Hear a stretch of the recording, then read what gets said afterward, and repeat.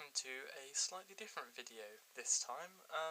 So as you can see, this is a very lovely Hornby Merchant Navy, number 35016 Elders Fifes. Now I bought this off of eBay, off of Rails of Sheffield, who as we know, a very, very good seller. So I thought I can't really pass this opportunity enough. It's £110 and it's absolutely fantastic, runs really smoothly. I've got a slightly interesting plan with it, which I'll talk to you about in a moment. So we all know about the Bullied Merchant Navies. So they were the first bullieds to be made, and they were built with streamlined, well, it was air smooth casing, as Mr. Bully would prefer it was called, and they were built in the war in 1941 to 1944, I believe, although a few were built after the war, because there were two batches built by the Southern and one built by BR. And about 30 of them made, and they were built for the very heaviest trains, and they were incredibly fast. A lot of people reckon that in original streamlined form they would have been faster than the A4 Pacifics, and I wouldn't have been surprised either.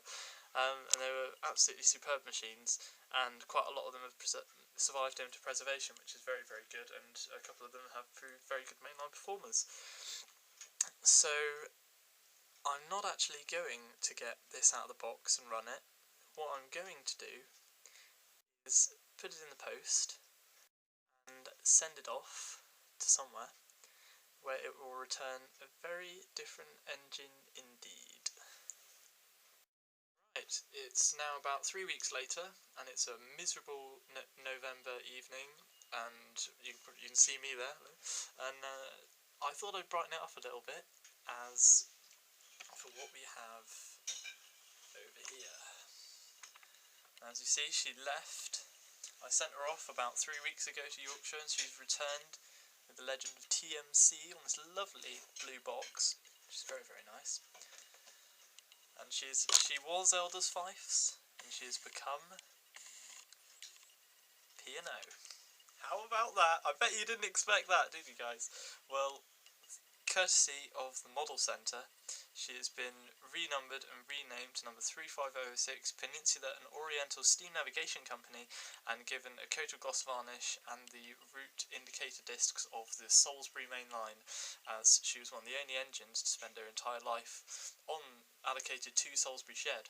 So I did that as a sort of tribute to her, and I've also fitted real coal last night, as you can see there. And she's absolutely astounding. I mean, it did cost really a lot of money, but I think it looks really good. So it just looks fantastic. I love the nameplates on this engine. I really do. Sorry about the flashing light. That's the camera's recording light. But she looks absolutely astounding. I'll just zoom out and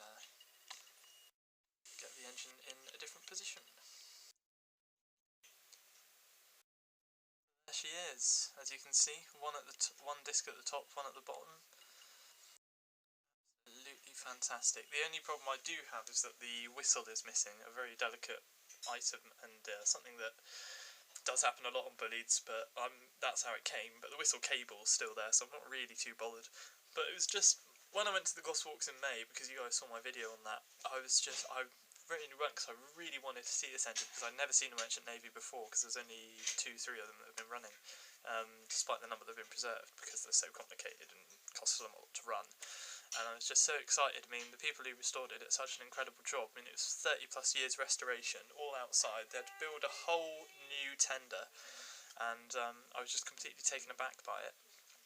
So she's absolutely astounding, and I said right from the start that when I build up the Southern set, I'm going to do it in style, and I think I definitely have.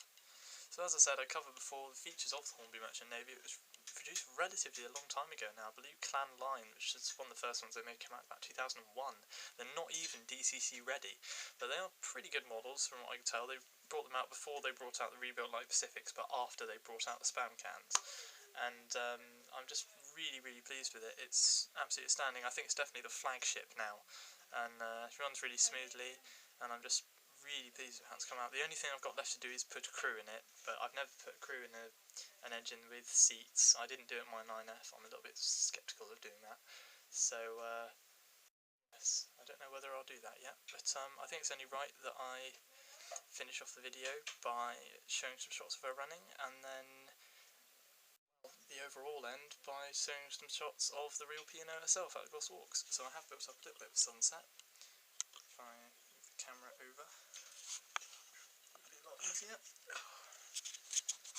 You can tell it's Christmas. The light up Christmas trees are out. So you got a Mark 1, these are all Bachmann now, I can afford Bachmann coaches now, how brilliant is that? You got a brake coach there, which is a first class brake, standard second open, and then a bullied coach, standard second open, which is lovely. I like to get a few more of those. And then we've got a buffet car, which I got today, courtesy of my good friend Matt. And we've also got a Mons or brake on the end, which is a Hornby. Also like to get another one of those. So I'll put her on that set, and then we'll send her around. One thing I'd just like to add is the reason I went for a coat of gloss varnish is because when I saw her in May at the Gloss Walks, the cleaning crew had done such an amazing job that literally everything was reflected in her paintwork. So I thought, what's the best way I can replicate that? Like make her all shiny with some gloss. So, and I also particularly like the nameplate because obviously she was named after a shipping company, which are still in business. I believe they do fancy cruises here and there, the P&0 cruises.